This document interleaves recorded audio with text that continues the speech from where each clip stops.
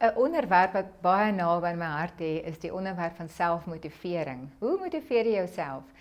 Ek wil jy moet vir 'n oomblik nou net dink aan iemand wat gemotiveerd en produktief is en hoe verskillend iemand is wat ongemotiveerd en onproduktief is.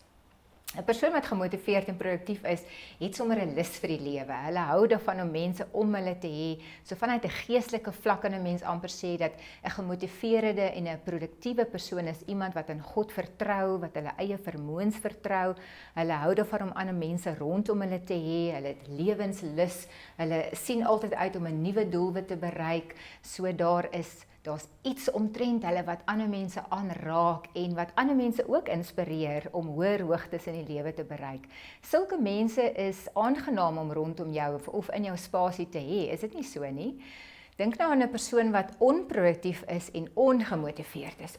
Hulle is nou weer iemand wat ander mense dreineer. Hulle praat heeltyd oor hulle probleme, waarom hulle sekere goed nie kan bereik nie. Hulle is meer bewus van redes waarom hulle mislukkings gaan ervaar as redes waarom hulle sukses gaan ervaar. Daardie mense is geneig om ander mense af te stoot. Jy moet kyk na jou manier van praat en van dink.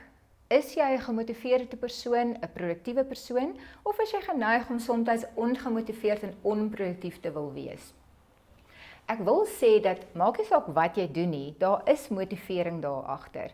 Met ander woorde, as jy net in 'n aand so voor die TV lê en jy doen absoluut niks, miskien is jou motief om te rus, dan is daar niks fout daarmee nie. Maar as jy voor die TV elke aand lê en jy weet daar's baie take wat gedoen moet word, dan is jy besig om ongemotiveerd en onproduktief te wees. In daardie gevalle kan jy dalk daardie effek op jou kinders hê, of op jou man hê, of jou vriende.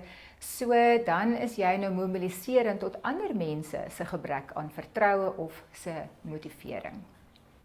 Vanuit 'n sosiale vlak, vanuit 'n geestelike perspektief, vanuit 'n emosionele perspektief, motiverende en produktiewe persone is mense wat ek dink uiteindelik eendag op die stoep gaan sit en gaan sê, man, hierdie lewe was die moeite werd. Hulle gaan 'n glimlag op hulle gesigte hê en hulle gaan blink oë hê en hulle gaan wonderlike stories kan vertel. Daar gaan ook stories wees van mislukkings. Daar gaan stories wees van hoe hulle iets probeer het en dit net nie reg gekry het nie. Daar gaan humor wees. Daar gaan 'n deel wees van lewenservaring en hulle gaan baie lewenslesse kan opsom as jy hulle sou moes vra. Jy en ek het die lewe gekry as 'n geskenk en daarom moet ons verantwoordelik wees en goeie rentmeesterskap neem met die talente en die gawes wat God ons gegee het. Jy kies elke dag wanneer jy opstaan, wat se kant van die bed jy gaan opstaan en hoe jou dag gaan wees. So sê vir jouself wanneer jy opstaan, vandag is ek gemotiveerd, vandag is ek produktief en maak seker dat jy jou tyd dan sodanig ook gaan gebruik. Trek ander mense aan en moenie huiwer om jou stories met hulle te deel nie. As jy onproduktief en ongemotiveerd is, dan beteken dit dat ander mense miskien nie so aangenaam gaan wees ook rondom jou nie. Want hulle gaan altyd ook redes sê waarom hulle dalk nie na jou toe wil kom nie, of hulle gaan dalk moeg wees. Kyk na hoe jy dink, hoe jy optree en sê vir jouself, die lewe is 'n lied, die lewe is 'n geskenk, ek gaan maak daarvan wat ek kan. Wees gemotiveerd, wees produktief, maak seker jou lewe geld.